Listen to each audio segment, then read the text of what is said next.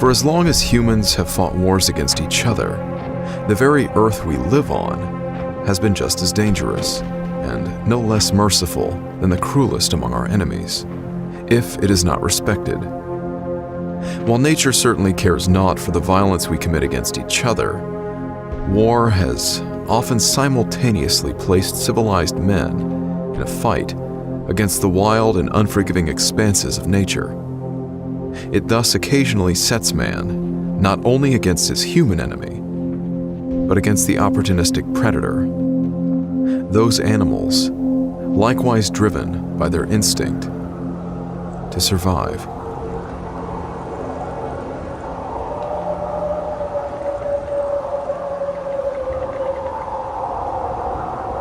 This is part one of the story of man against wolf.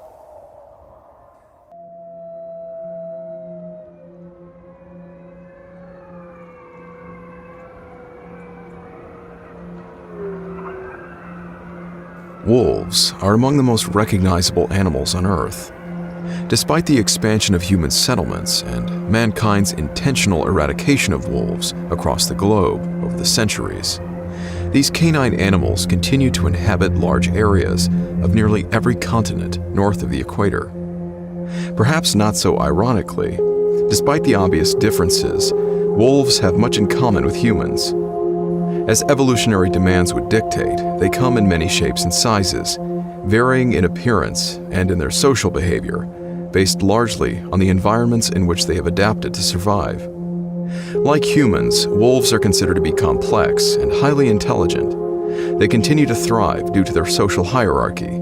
They hunt in small packs, care for their injured and young cubs, and live together in family groups. Similar to humans, wolves are largely territorial. They prefer hunting in a defined area and viciously defend its boundaries, especially against unfamiliar wolves. These areas typically occupy around 50 square miles. In search of prey, wolves will traverse as much as 30 miles of their hunting grounds in a single day. However, their range can extend outwards of 1,000 square miles when prey becomes scarce due to varying conditions, particularly natural disasters, such as unusually harsh winters. In this way, again like humans, wolves are known to be semi-nomadic, occasionally relocating their hunting grounds across vast areas in pursuit of a vanishing food supply. While they are known to hunt smaller animals, including rabbits and other various rodents, as well as fish, the diet of bigger wolves demands for bigger prey. Those large wolves found in northern Europe and across the Asian continent, ranging from 5 to 7 feet in length and weighing as much as 180 pounds or 80 kilograms, predominantly hunt large ungulates, including wild boar, caribou, and various deer. Wolves are known to hunt for days without eating and may consume as much as 20 pounds of meat in a single meal, especially if they have not eaten for a length of time due to a scarce food supply. It is worth mentioning that wolves' sense of smell is so acute they can detect prey up to 1.5 miles away. When they find their prey, they typically surround larger animals, then proceeding to viciously attack the face or the legs and back, tearing away at the flesh with their sharp teeth in order to quickly incapacitate their prey and thus prevent injury to themselves. While they may finally kill the struggling animal by crushing its trachea or otherwise ripping its throat out, members of the pack often begin feasting on their downed prey while it's still alive, disemboweling the animal to first get at the soft liver and other consumable organs, as well as the fatty tissues, soft abdominal meat, and thicker portions of the legs. Although wolves will often select weaker prey out of necessity, they prefer healthier animals. Hunting in packs is their advantage. Despite a wolf pack averaging a mere 6 wolves, they have been witnessed taking down fully grown bull moose, incredibly large animals that are known to be highly aggressive, responding with extreme violence when provoked. They can formidably grow as tall as 7.5 feet, weighing as much as 10 times that of the average wolf. At its strongest, a wolf's bite has been estimated at over 1,200 psi, with the average wolf being said to easily chew through a moose femur in a mere 6 to 8 bites. Putting that into perspective, crushing a human skull requires just over 500 psi. As wolves are carnivorous animals, those regions plentiful with food thus inhabit the largest among wolf species.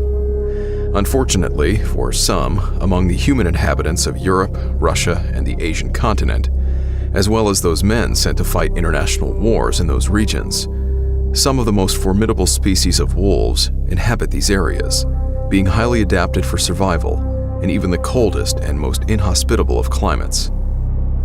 Despite humans being an irregular food source, desperate times inexorably call for desperate measures.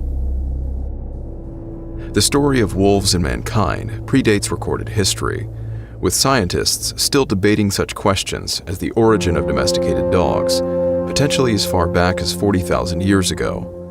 However, what is less under speculation is whether humans were always at the top of the food chain, with the question remaining debatable even today. When either natural disasters such as harsh weather or earthquakes, or man-made disasters such as war, impact the availability of their usual prey, wolves often resort to straying into human territory, first attacking any available livestock. When the sheep, cattle, and horses have been expended, even recent history will demonstrate that their next target may very likely be humans. The killing and consumption of humans by wolves most certainly predates ancient history, if not simply indicated by the many enduring folk tales involving dangerous wolves, or even mythological werewolves. It is otherwise made obvious by the fact that in various regions of the world, wolves continue to present a potential threat to present-day humans.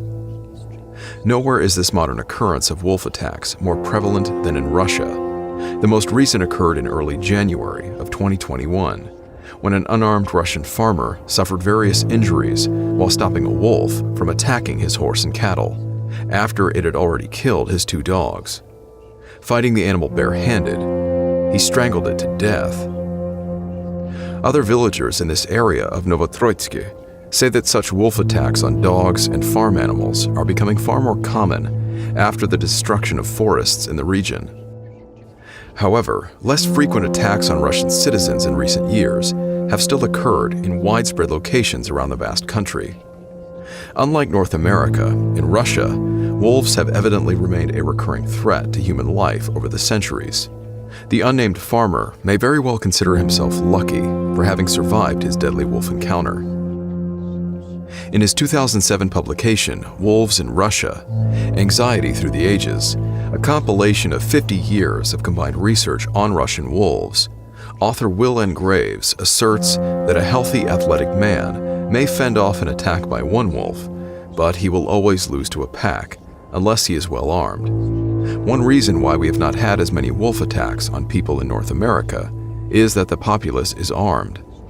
That we have not heard more about indigenous wolves since the fall of Tsarist Russia, Graves says, is a function of the communist government suppressing such information. If people knew how really dangerous wolves were, the people would demand to be well armed, but an armed populace could lead to revolution.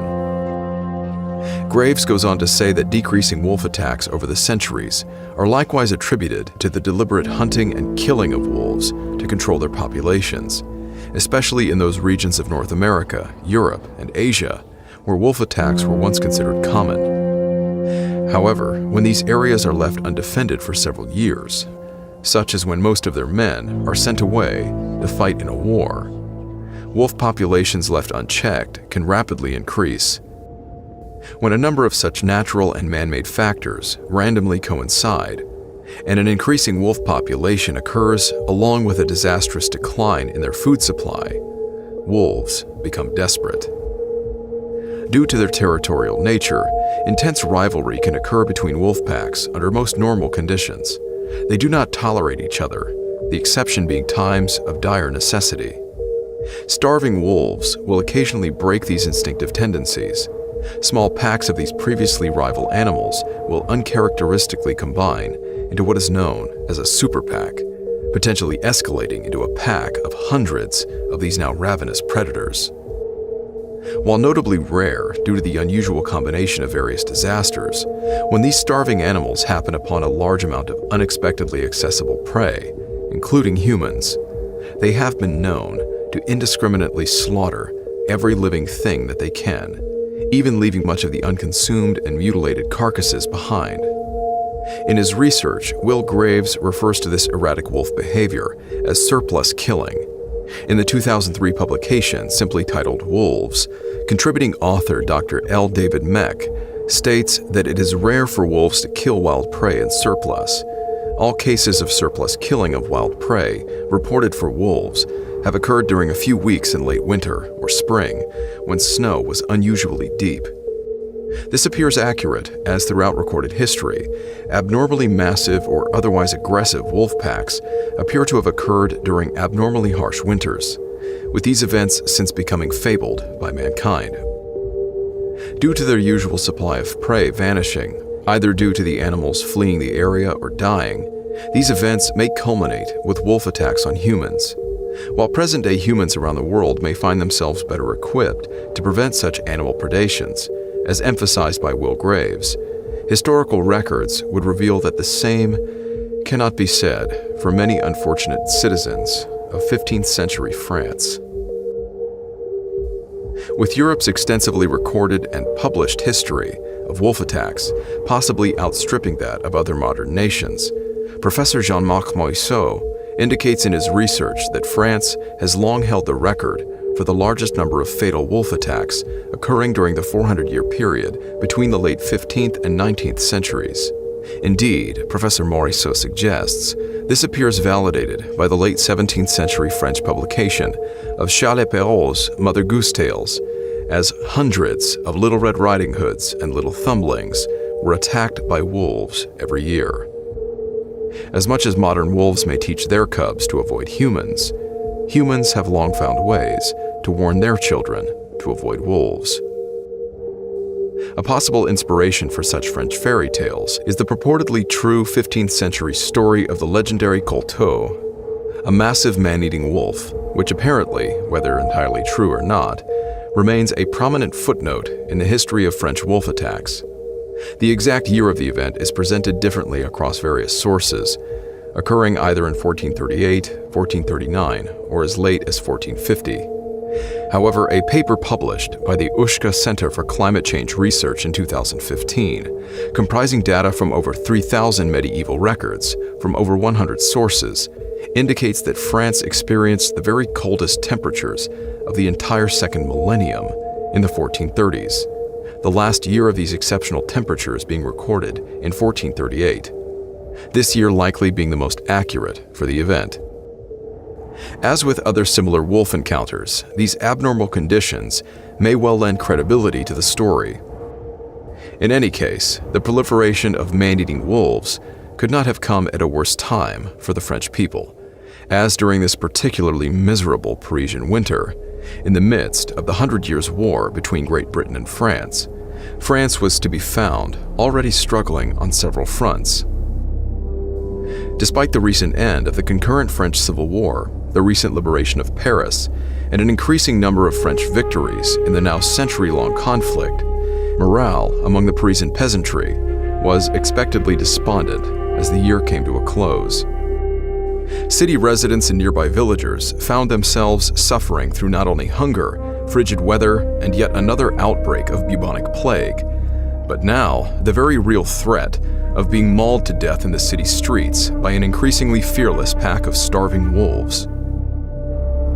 In his 1937 book, mainly about wolves, Ernest Seton vividly describes the scene. As the snow grew deeper and food grew scarcer, the wolves grew more hungry and more daring. A single traveler, yes, even a small group of travelers, had no chance of escape if they entered the wolf-infested belt of woods that stretched around Paris. Mad with hunger and with less travelers now on the roads due to the inclement weather, a renegade pack of hundreds of wolves soon abandoned the Parisian forests, roaming the nearby hamlets and villages, indiscriminately attacking both people and the various livestock which grazed around the walls of the fortified city. Humans soon became a preferred target, with wolves remarkably leaving behind untouched sheep, horses, and cattle. These wolves were apparently led by a massive, red-colored alpha male whom the locals had for several years witnessed to roam the countryside and had since nicknamed him Koto, roughly translating to bobtail. During one of the wolf pack's daring attempts to enter the city, following after a herd of livestock on its way to market, the guards had raised the alarm and dropped the portcullis, the falling gate apparently severing the pack leader's tail as he fled from underneath it, thus earning him the name. Fearing the loss of their remaining cattle and sheep, Parisians began tossing the bodies of plague victims over the wall, hoping that the disease-ridden bodies would be consumed by the wolves and thus spread the deadly disease to the pack.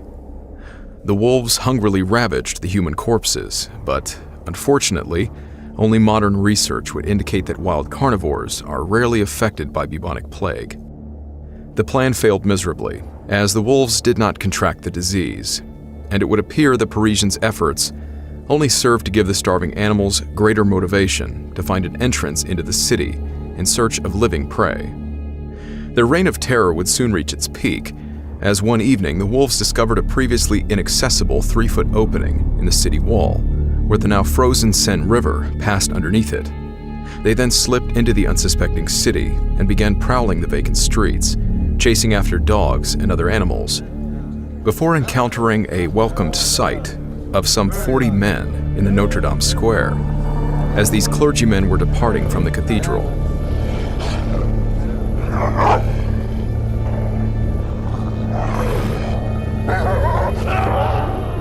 A horrific scene ensued.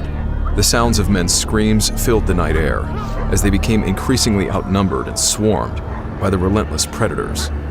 Within 20 minutes, not a single one of the defenseless men remained alive.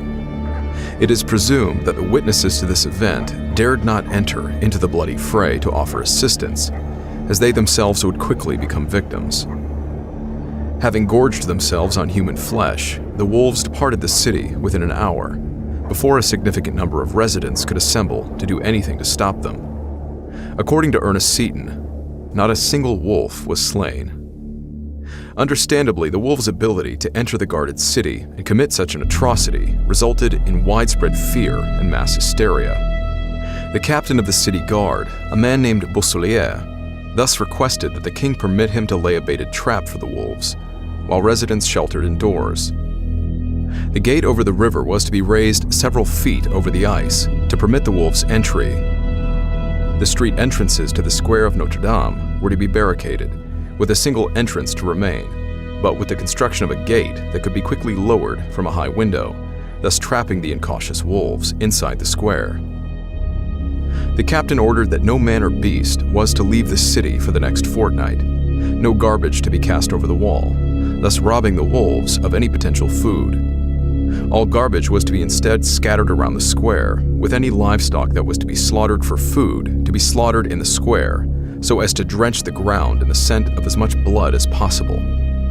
The unused entrails of the animals were then to be dragged from the raised gate over the river, down the frozen ice, and all the way back to the cathedral, the intestines then left in the square as additional bait.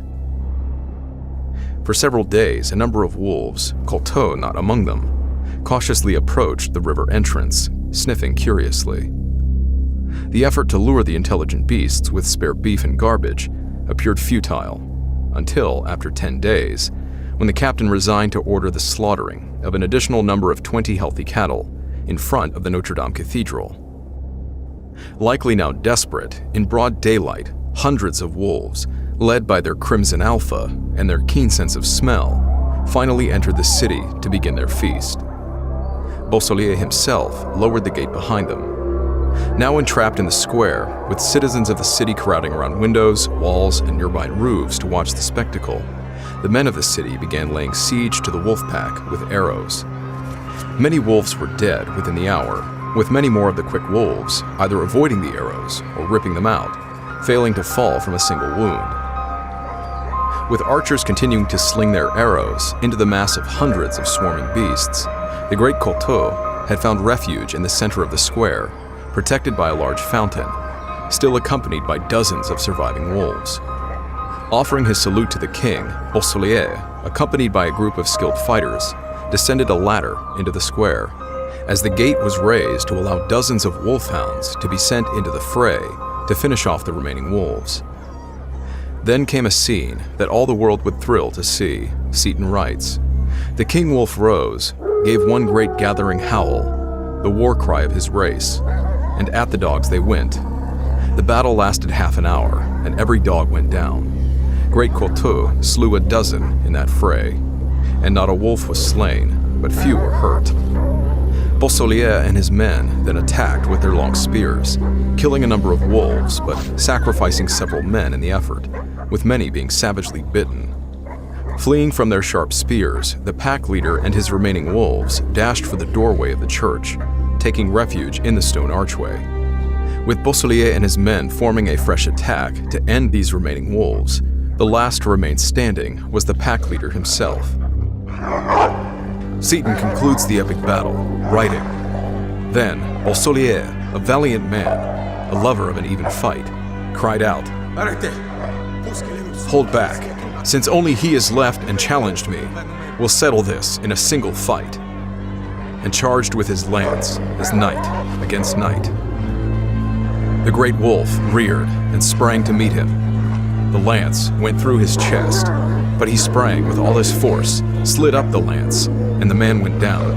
And Couteau, with his fearful slashing fangs, cut through the leather jerkin, ripped the throat strap of his helm, and tore his throat out as he lay.